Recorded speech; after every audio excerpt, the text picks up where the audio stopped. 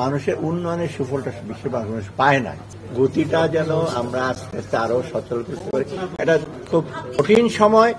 আমরা ইমিডিয়েটলি আমাদের কনসার্নটা হলো দেশের যে একটা মোটামুটি কিন্তু একটা ছাত্র জনতার সংগ্রামে আসছে, একটা আমাদের এখন আইন শৃঙ্খলা ল অ্যান্ড অর্ডারটাকে ঠিক করা, এটা যদি আমরা না করতে পারি তবে কিন্তু অন্যগুলো থেমে যাবে। অথবা আমরা চেষ্টা করছি এখন ইমিডিয়েটলি ল অ্যান্ড অর্ডার বলতে শুধু রাস্তাঘাটের না, ব্যাংকগুলি চালু করা, পোর্টগুলো অনেকাংশে ইসে আছে, রাস্তাঘাট ইসে করা, সেগুলো আমরা চেষ্টা করছি সচেষ্ট করে ইমিডিয়েটলি।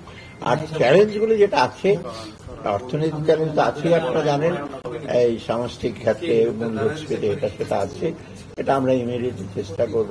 মোট কথা আমাদের দৃষ্টিভঙ্গি আর বিশেষ করে আমার হলো, এটা অর্থনীতি যদি একেবারে থমকে যায়, মন্থর হতে পারে কোনো কারণে, আমাদের বিজনেস মন্থর হয়, কিন্তু এটা থমকে গেলে কিন্তু এটা স্টার্ট করা গাড়ির মতো, এবার বন্ধ হয়ে গেলে কিন্তু অনেক সময় লাগে স্টার্ট করতে, বা এনার্জি লাগে, ব্যাটারির উপর চাপ পড়ে।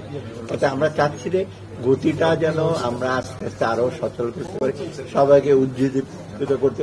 আর বাংলাদেশের একটা সুবিধা কি, বাংলাদেশ লোক কিন্তু অফুরন্ত কর্ম ইসে আছে, শুধু হয়তো কিছু দু একজন, আরে কিছুটা আমার মনে হয় নেতৃত্ব বা ম্যানেজমেন্ট ব্যবস্থা করার কারণে তারা সবাই মিলে আমরা অতি দ্রুত ইমিডিয়েট সমস্যাগুলি সমাধান করি এবং সামনে এগিয়ে যাওয়ার জন্য আমরা একটা মসৃণ পথ করে যাব। আমরা তো খুব একেবারে সেদিন আমরা থাকার ইচ্ছা নাই করে, পরবর্তী পর্যায়ে বাংলাদেশকে কিন্তু আরো দ্রুত নিয়ে যেতে পারে এটা, এবং এইটার জন্য আপনাদের সহযোগিতা দরকার। আমি নিচেও বলে আসছি, আমাদের দেশে একটা হয় কি, লোকজনের সহযোগিতা আসে না, কিছু কিছু লোক সিলেক্টেড, তারাই খালি তোষণ করে।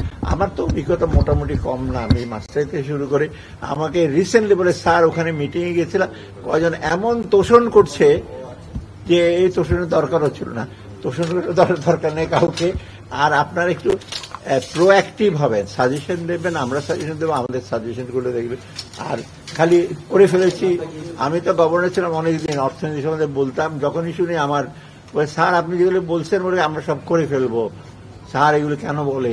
তো এরকম রিয়েক্টিভ হলে তো কাজ হবে না।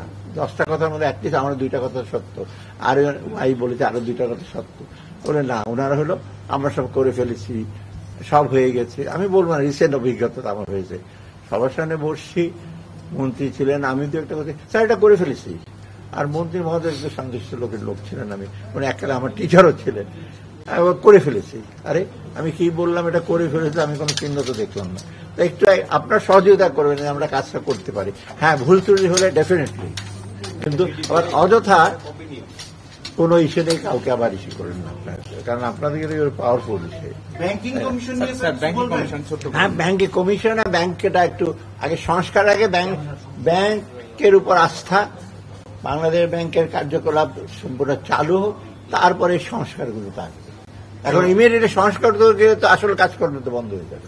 আমার মনে হয় অ্যাটলিস্ট বেসিক কাজগুলো করতে বেশি সময় লাগবে না, কারণ অলরেডি তো ছিল, মাঝখানে একটু বিচ্যুতি হয়েছে, একেবারে চ্যুত হয়ে যায় না, একটু স্লো হয়ে গেছে।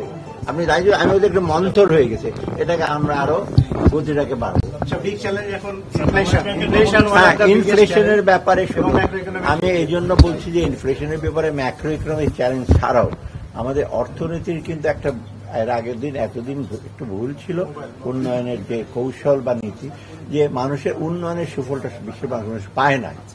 আপনারা উপরের দিকে দেখেছেন গ্রোথ বেশি হয়েছে, আমি তো অর্থনীতি ছাত্র, গ্রোথ হয়েছে কিন্তু ভেতরে গ্রোথের ফলটাকে কে পেয়েছে, গ্রোথটা সোজা ক্যালকুলেট করেন, এত ইন্ডাস্ট্রিতে গ্রোথ হয়েছে, কিন্তু কোন সেক্টরে গ্রোথ আসছে, কাদের কাছে টাকাটা আছে, যেটা হয়। আমরা চাচ্ছি সমতা ভিত্তিক ন্যায্য একটা ইস্যু করতে, আয়ের সংস্থান লোকের বাড়ুক এবং বাজারে যেটা মূল্যস্ফীতি যত সম্ভব করবো।